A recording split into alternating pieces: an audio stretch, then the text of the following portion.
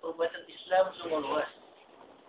Para doktor dan ulama Islam telah banyak sekali menghasilkan kitab-kitab tib dan buku kedokterannya berbagai bentuk. Baik perubatan secara modern, demikian juga perubatan yang menggunakan ayat Al-Quran sebagai penyembuh, juga perubatan jampi dan bahan perubatan cara Nabi SAW. Di dalam Islam ada dua jenis perubatan. Satu perubatan yang dipanggil perubatan Nabawi. Nabawi ini maksudnya kita baca doa Al-Quran sebagai penyembuh hadis. Zaman-zaman dulu, zaman Nabi tak ada ke Makkah. Apabila Islam berkembang, boleh katakan kemajuan Islam berkembang dengan besar sampai ke Eropah, akhirnya lahir seorang ulama yang bernama Ibn Sina. Orang putih pun cakap Ibn Sina. Jadi, Ibn Sina adalah pelapor perubatan moden. Kata homopati kata, perubatan Ibn Sina tu mirip kepada homopati. Tapi orang yang elopati ni perubatan doktor biasa. Dia kata, sebahagian daripada buku Ibn Sina pun menceritakan tentang perubatan moden. Masalah pembedahan dan juga sakit-sakit yang fizikal. Jadi, kalau kita nak gabungkan, maksudnya yang fizikal ni memang perintis dia ramai lah, tapi di antaranya Ibn Sina, sakit-sakit fizikal. Sakit dan kerohanian yang berbentuk tak nampak ni, maka itu paling sesuai diubat menggunakan Al-Quran. Tapi bukan bermaksud Quran tu tak boleh ubat sakit fizikal. Maksudnya kedua-dua sekali Quran boleh ubatkan sakit fizikal dan sakit spiritual. Tapi biasanya kalau doktor-doktor biasa ni dia cuma boleh ubat fizikal. Dan spiritual dia cuma boleh bagi counselling. Jadi maksudnya kedua-dua perubatan ni tak ada percanggahan. Kedua-dua ni betul. Baru ni hari Sabtu saya pergi Senawang berubat menggunakan kaedah Mekah. Mekah ni semua salah satu kaedah perubatan Nabi lah. Dan saya punya masalah sakit kepala intro. Jadi apabila orang datang berubat pengajian ni, dia ada gangguan, pertama sekali saya akan sakit kepala. Terpulang pada gangguan. Kalau gangguan dia kuat, memang saya tak selesa duduk. Pasal benda ni dia angin. Dia masuk ikut badan kita melalui tangan ataupun kaki. Kalau syaitan tu jenis syaitan yang jahat, syaitan memang jahat lah. Ada juga jin yang baik. Dia akan masuk belah kiri biasanya. Kita akan rasa kebas kaki kita. Itu semua tanda dia masuk. Kiri kaki, kiri tangan. Dikepas. Sejuk je. Itu dia masuk. Dan paling banyak dia masuk ketika kita tidur. Tapi kalau biasanya dia ada keturunan saka. Kalau Dr. Jahid dia sebut saka ni jin April. Saya setuju pendapat dia. Pasal jin April ni susah kita nak lawan. Kalau jin syaitan biasanya kita baca April dia cabut. Dan baik. Tapi yang April ni, kita kena baca banyak ayat Quran. Kita pun tahap makam tak tinggi. Kalau itu makam tinggi, ayat kursi dia tak tahan dah. Kita jenis lah. Makam rendah lagi. Jadi kena baca banyak, baru boleh lah. Dan nak rawat sakit. Saka ni, kadang-kadang dia makan masa setahun. Istiqamah berubat. Boleh sembuh insyaAllah. Ini Ustaz Ismail Kamus yang cakap semasa di TBC wilayah. InsyaAllah boleh sembuh, tapi lambat. Okey, jadi kedua-duanya memainkan peranan. Kalau sekarang ni doktor biasa rawat fizikal, sekarang ni orang dah boleh terima dah rawatan secara spiritual menggunakan ayat Quran. Contohnya, macam sebuah hadis kata, siapa yang baca law anzalna hadzal Qur'ana ala jabalin, diletakkan tangan kanan di kepala pesakit, dibacakan ayat tu memang ayat panas. Kalau ibu mengandung, baru ada tanda-tanda tak mengandung, jangan dibacakan law azalna, gugup. Ayat tu kuat. Biasa kita gunakan untuk menghalau benda-benda makhluk yang keras, yang tak nak berunding. Okey. Benda saya nak cerita bukan apa tentang bekam. Kemungkinan saya akan ikut kursus dia lah. Kita cuti. Dia buat seminggu. Lepas tu dia akan ajar bab herba 3 minggu.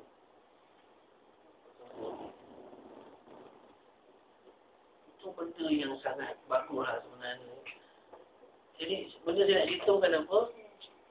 Kalau kita bekam dekat Taman Malawati tu, satu cawan tu, kepada saja RM30. Kita pergi kat Negeri 9 ni, ustaz ni tu ustaz yang belajar Mesir. Dan dia belajar penghormatan Islam. Tapi dia tak pandai buat-buat makhluk halus, dia tak pandai. Tak buat fizikal dia pandai.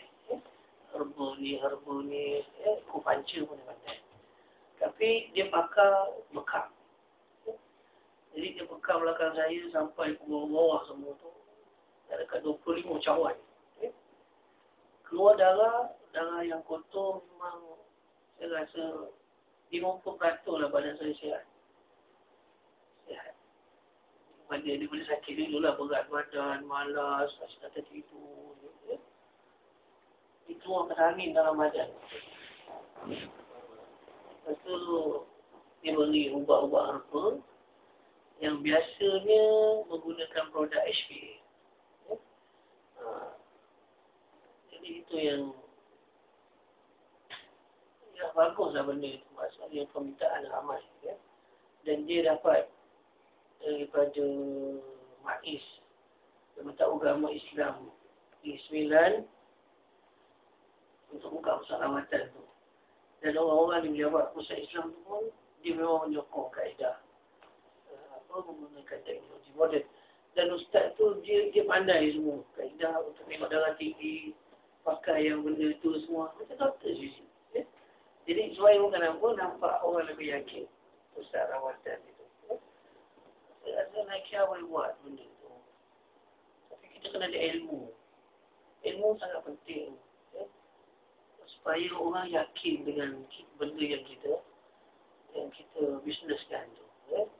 Dan orang dapat penyembuhan. Saya tengok ustaz tu, dia tak kira duit sangat. Saya tak bayar itu. Tapi kesan dia. Dia bukan main free lah. Kena bayar bekam. Tapi dia tak, orang kata, kalau dengan kaedah satu cawan RM35, dia boleh buat sampai 25 cawan. Dia cuma ambil RM60 je. Maksudnya dia lebih kurang lah sikit dengan dia kaedah rawatan. Dan dia sebi seorang sampai seorang setengah jam. Dia urut lagi semua. Sedap lah. Dia urut tu sedap. Yang kita ni badan masa saya pergi 5 orang. 5 tu rasa macam badan sihat lah. Lebih kalau kita dah usia 40 lebih, 40 tahun ke atas. Macam orang perempuan ada keluar darah kotor, tak masalah. Kita orang lelaki boleh kita nak buat darah kotor. Kalau kita jenis buat exercise, tak apa, dia boleh keluar toksik tu daripada peluk kita. Kalau katalah kita membancuh dengan 20 ton, itu kena peluk keluar juga. Tapi itu pun kena seminggu sekali. Tapi macam badan dia kena keluar. Kalau tidak, ada problem. Makanan suplemen ni, baru ni saya beli, itu orang kata bagus lah untuk tenaga. Kita beli semua. Sekarang saya makan jam. Muai besar tak boleh, muai kecil tak boleh. Angin pun tak boleh keluar badan. Jam. 3 hari tak senang duduk saya. Mesti yang saya bekam. Umumnya, tanya doktor yang pakar-pakar buat makan suplemen ni. Dia kata falsafah rawatan dia gitu. Kita cuma makan ubat ketika sakit. Kalau tidak badan kita sihat, tak perlu makanan tambahan. Itu falsafah perubatan. Orang yang belajar kedoktoran cakap macam tu. Jadi makanan tambahan ni dia kata, kalau makanan yang sedia kita makan, diperlukan oleh badan, doktor kata. Dia belajar kat London. Jadi badan mengambil yang baik-baik, contoh vitamin C yang ada dalam apa, dalam sayur pada Nabi. Lebih daripada itu dia keluar ke bawah. Tapi makanan yang dia panggil sambal lemon ni, makanan tambahan ni, dia dah asal dah ada zat. Okay? Dia masuk dalam badan, dia tak boleh keluar. Akhirnya dia jadi toksin dan merosakkan badan. Itu pasal penghormatan. Jadi memang tak bagus. Orang-orang yang ambil makanan tambahan ni semuanya bisnes. Bikin duit. Berapa ramai datang dekat apa? Dekat klinik dia. Dia nak tolong dia kata buruk je. Tapi hati dia tu nak tolong orang. Dia tak pernah tolong dia. Tapi dia kata berapa ramai doktor yang ada pada hari ni. Kadang-kadang sarban lagi dia kata. Tapi bohong-bohong. Saya pun kagum lah. Kagum dengan cara dia bercakap, kagum dengan cara hidup dia. Jadi, dia mengaku doktor pada hari ini. Doktor cari duit. Bukanlah tolong pesakit. Pasal apa? Falsafah asal kedoktoran itu pun dah lagi. Jadi, macam tu doktor kalau dia tak belajar Islam, dia pun kalau tak dia pergi duit.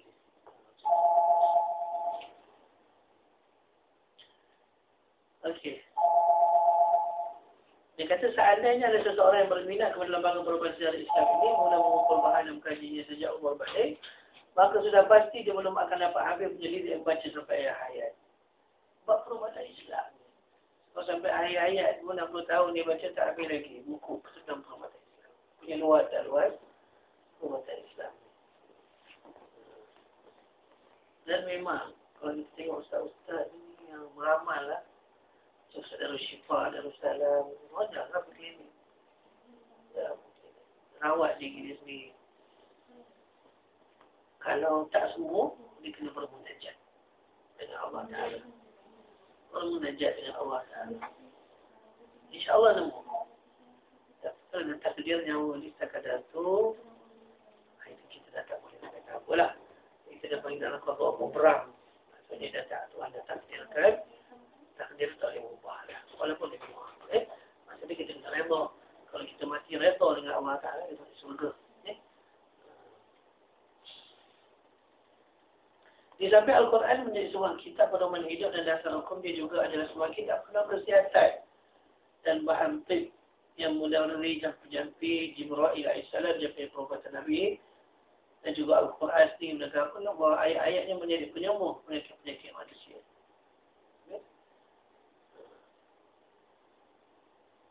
Saya kadang merawat orang juga, orang datang ke rumah.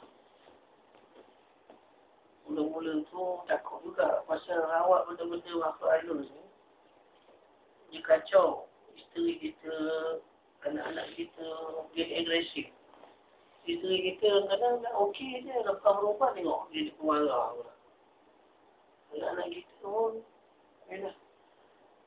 mula-mula. Tapi lama-lama bila saya perhatikan dalam rumah tu perlu ada wirid sebenarnya.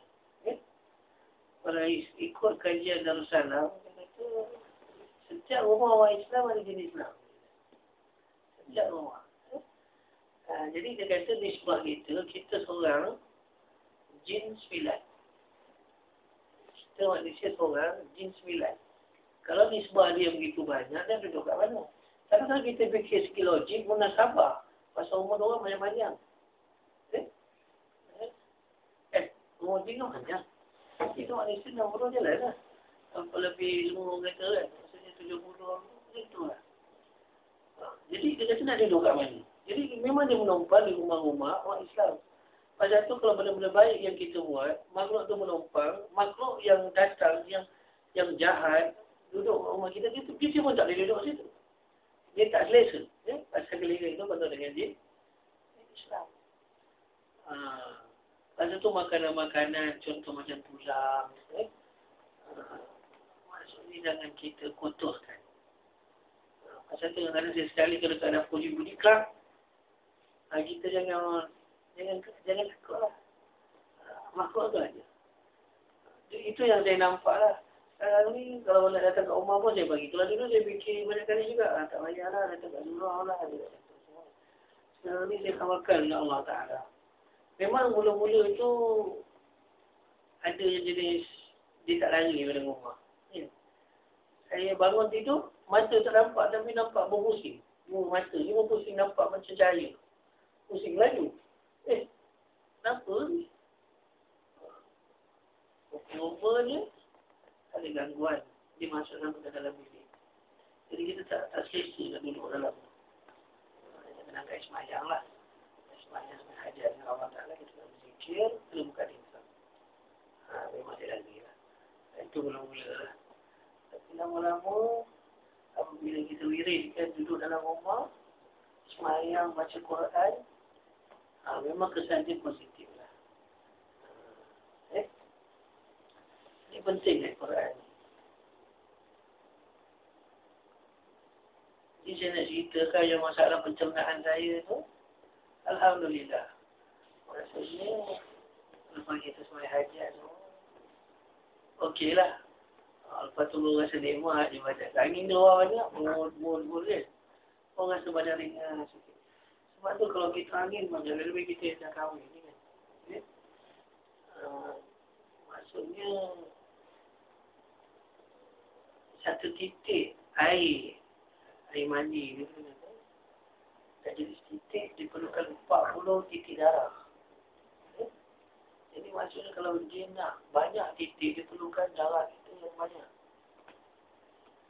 Darah ni, dia kena jaga dengan baik. Sistem darah ni sangat penting. Kalau darah kita berkuman, darah kita masalah, pada kita tak sihat. Tapi kalau darah kita bersih, biasanya kita memang sihat. Sebab darah, dia masuk seluruh tubuh badan. Dan darah ni merupakan benda yang sangat pelik sebenarnya. Pada manusia. Bila orang mati, darah kering. Kita tak tahu. Darah tu bagaimana, kita tak tahu. Orang kata nyawa ni sekali, dia masuk dalam darah. Macam tu orang kalau ada kekurangan darah, dia nak masukkan darah orang lain, kita pastikan darah itu dalam orang baik. Pasal dia akan beri kesan pada tubuh badan. Lepas tu kalau darah ustaz-ustaz ni ramai mana? Pasal nama mudah-mudahan. Jadi darah ni, dia macam satu makhluk Tuhan yang sangat special sebenarnya. Allah Ta'ala jadikan ni. Dia mengalir setiap hari. Dia mana berhenti. Berhenti macam jantung gitu. Mana berhenti. Berhenti sampai orang start nyawa ni. Baru dia hilang. Tak ke mana pun kita tak tahu. Itu pun kajian saya menunjukkan selepas 40 minit baru dia tak ada. Lepas orang dah mati, 40 minit, kalau setengah jam lagi tu dia masih ada lagi. Lepas 40 minit tak tahu dia di mana. Special. Tak special darah. Jadi kalau orang yang pandai jaga bersihkan darah dia, biasanya dia memang sihat. Tapi kalau dia makan makanan yang tak berzat, itu masalahnya. Dia umpama badan kita ni macam kereta lah. Kereta kan perlukan minyak. Jadi macam tu juga kita manusia perlukan makanan. Dan pastikan makanan yang baik. Saya cakap pandai tapi kadang-kadang susah juga kita nak lawan nafsu kita. Macam saya kadang suka makan benda manis. Benda manis kena kurangkan. Sebab sekarang ni kajian doktor tempatan menunjukkan usia 40 ke bawah dah banyak mengidap kencing manis. Sekarang ni orang Melayu.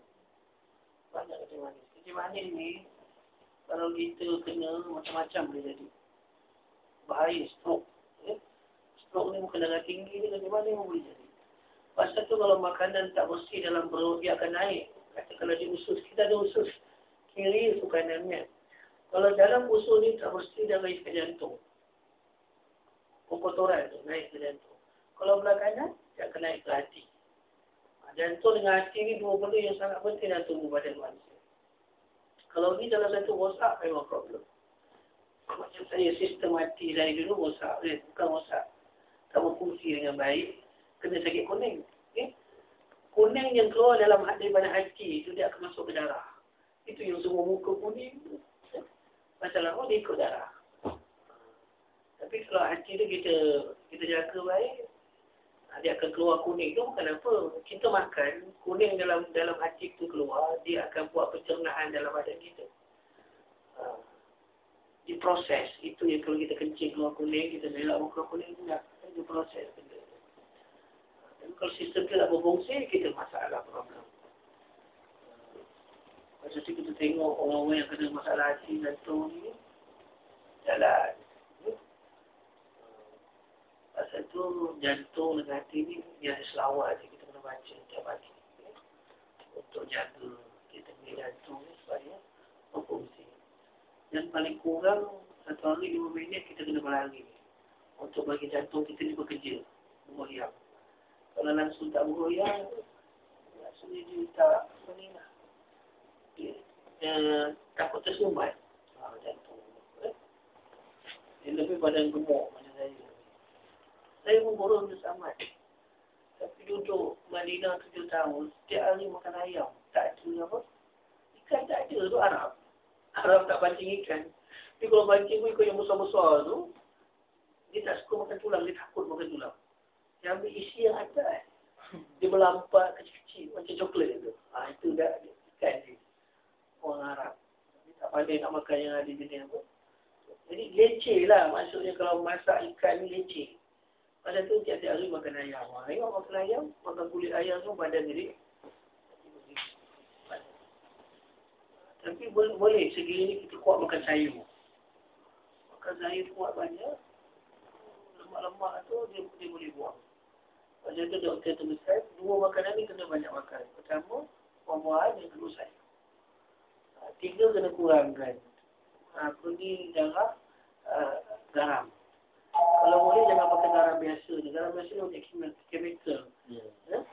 Kalau kita tengok daripada laut tu saya campur. Pasal tu asal daripada laut kan hijau kan. Dari air. Air laut kan. Lepas tu jadi apa? Jadi putih. Macam mana boleh jadi garam jadi putih? Itu yang dipanggil chemical orang kata. Pasal tu baik untuk badan kita, garam perlu juga. Pakai garam bukit. Halal gel. Ya, kalau ada garam mana? Dia juga ada. Halal gel. Saya pakai garam tu. Sini setengah juga. Garam lain mungkin murah 50 sen ni. Tapi di sini setengah. Kilo yang sama, maksudnya kilo. Kalau kita nak tukar lah. Gula pun macam tu. Jangan terlalu banyak sangat gula, terutama macam aiskrim kan. Apa ni yang paling, tapi yang paling tinggi sekali, Persatuan Guru Islam cakap, air yang bergas. Paling tinggi kadar bergula. Saya 7 tahun Saudi minum air itu. Air baik dekat Saudi boleh minum. Walaupun kita masak. Macam apa air laut. Orang kalau minum 2 bulan je minum. 3 bulan, 4 bulan, macam sekarang. Air laut bukan air baik. Nak kadang tak ada pilihan, bantai juga Pepsi. Ya. Tapi kalau ada duit lebih sikit, kita boleh mineral lah. Tapi kan mineral dia tak bagi free, ada bagi free Pepsi. Pepsi free. Maksudnya Pepsi lebih murah daripada air mineral. Air mineral RM1, Pepsi RM1 je. Jadi itu pun penyumbang dia waktu macam mana. Pasal tu ustaz ada semalam dia tengok tangan. Ni kena jaga ni. Dia kata. Tak ada kena-kena macam mana ke? Dia kata ada. Ustaz kena jaga. Takut-takut besok jadi macam mana. Macam mana ni kalau dah jadi, payah nak baik. Macam darah tinggi, payah nak baik. Dia ada semua sikit, tek tinggi, turun, tinggi, turun. Kena jaga lah biasa. Kena check darah tu. Kalau tidak, sistem badan kita habis. Macam mana ni. Jadi macam kat rumah saya tu, kalau pergi klinik, doktor, banyak pergi makan ubat pagi-pagi. Setelah tu, kalau tak makan, kenapa je? Kalau tak makan, lebih badan dah tak boleh guna. Dia hidup bergantung pada ubat. Bayang kan? Tapi dalam perubatan Islam, kita ada ikhtiar lah, dia doa. Tapi nak cerita, kita ubat doktor memang tak guna. Pasal doktor-doktor ni dia belajar kat barat. Barat pemikiran dia, pemikiran orang berniaga. Dia bukan bagi ubat untuk sembuh. Dia bagi ubat untuk tahan. Jadi apabila tahan, sakit lagi, beli lagi. Tapi Islam tak cara dia bagi semua. Mak sakit, baru makan ubat tu, tak payah. Tapi ni orang barat, dia tak sama dengan Islam. Pasal barat tu, Ialah pemikiran hawa nafsu. Tak ikut kehendak Allah Ta'ala. Tapi Islam ni, betul-betul dia ajar kebaikan. Kan? Ada setengah orang kadang-kadang, macam isteri saya lah. Bila tiap anak lahir ni, orang injek ni lah, injek ni. Kan ni kena ikut dia punya sihir semua ni kan. Saya tak bagi injek. Budak ni Allah Ta'ala lahir, dia memang sihat. Memang sihat. Kenapa nak cocok? Cocok tu benda-benda dia kata apa?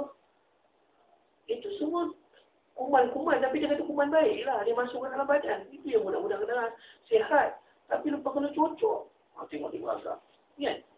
Tapi dia kita percaya dengan doktor lah, habis inilah, itulah. Takut apa? Takut kejang lah untuk jangan jadi gila babi lah.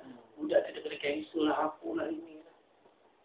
Sistem badan budak Tuhan lahir. Memang dah sempurna. Yang cocok-cocok tu yang jadi masalah. Ada setengah orang kadang-kadang ialah masalah keras. Macam saya Ustaz cakap, kita tak belajar sains. Jadi cakap kita pun tak ke mana-mana. Cuma kita boleh cakap cara yang ramai-ramai je lah kita. Kan? Tapi Ustaz ingatkan Bismillah saya begitu dia boleh cakap. Bab ni. Perkataan Inggeris dia boleh hafal. Itu yang bagi orang percaya. Kalau kita cakap jadi macam ni, orang pandai-pandai, mana maksudnya cakap kita ni tak kemas. Ya. Tapi basic kita tu semua basic kebaikan Islam sebenarnya.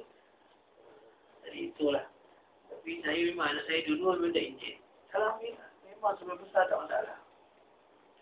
Kecuali lah kalau dia sakit keturunan macam katakanlah Ita ada resdung, isteri Ita ada resdung. Timur besar dan Ita alergik juga. Itu lah macam mana itu dah sakit keturunan di darah. Daripada asal darah ada macam itu. Maksudnya kalau kita pergi homopati, dia akan bagi ubat bersih darah. Ubat tu boleh baik. Tapi besok kalau tak berpantang, maka kata-kata siput yang mana ni. Kalau kita bagi ubat tu, boleh. Okeylah, itulah sikit-sikit tentang perubatan. Nanti kita akan belajar bab penyembuh sihir, penyembuh marah, pemuda beranak, masalah rheumatism, sakit sendi, masalah kencing tak lawas orang lelaki. Kita jagalah. Kalau tak jaga, besok kena batu karang. Batu karang ni, nak terkencing sangat ni. Macam kita duduk lagi kereta, terkencing sangat. Pergi bilik air, 2 titik di luar. Oh, masa tu baru tahu lah. Langit ni tinggi dengan dah. Sakit tak sakit ni batu karang ni. Bila lagi tak bagi cara tu kan. Kalau pergi hospital, dia operate je lah. Operate. Pasal tu orang kata badan kita ni, kalau boleh lah. Jangan kacau yang dalam. Kalau tidak kacau yang dalam, dia nanti macam-macam problem. Kena hospital kerajaan kan. Kalau hospital bayar ni, kita bayar RM40,000, RM35,000, dia mungkin dia buat betul-betul masa dia dapat ilmuan daripada kerja dia tu. Kalau hospital kerajaan, beratur lah kamu. Doktor-doktor semua, kadang-kadang kita tengok tiap-tiap hari dia pergi di jemur. Lain kita ni kurang. Kalau buat operate tu, perempuan nak operate, payah sikit nak keluar, operate silakan. Operate silakan. Lepas tu dah beranak, akan ikat dia. Ya, saya buat anak satu tak kena ikat lah, tak ikat lah. Pemikiran barat. Maksudnya, sikit-sikit operate. Sikit-sikit operate. Operate tu bukannya bagus. Kan? Kita rasa operate senang. Kata orang perempuan kalau operate, tak sakit. Jangan. Nak jaga operate tu lebih susah daripada keluar yang normal. Cuba tanya orang yang operate. Nak bangun pun. Nak maklum lah benda terbelah. Tapi yang normal tu, kalau lahir kan, dia memang sihat. Macam ipar saya semalam, Salim, betul tak boleh balik. Kan? Ada setengah orang, kita kena ikut arti-arti barat. Nak jaga dia punya, dia semua, kamu beranak normal, semula operate. Operate, dekat situ dah ada dia panggil cara untuk kita nak murangkan jumlah orang Islam. Barat cara ni, nak kalahkan Islam, dikurangkan cara nak beranak. Maksud doktor kita diajar, operate cuma memiliki kalimah anak, lepas tu dah terikat. Ramai orang takut anak ramai ni. Saya pun nak tak ramai. Tapi sebenarnya anak ramai ni satu segi bagus. Tapi bukan semua rumah suka. Kena-kena mak mentua. Lagi dia marah. Ni anak aku ni lepas 5 tahun boleh buat anak yang kedua. Marah betul je. Kena-kena dapat kembar lagi dia angin. Dia kena susah anak dia.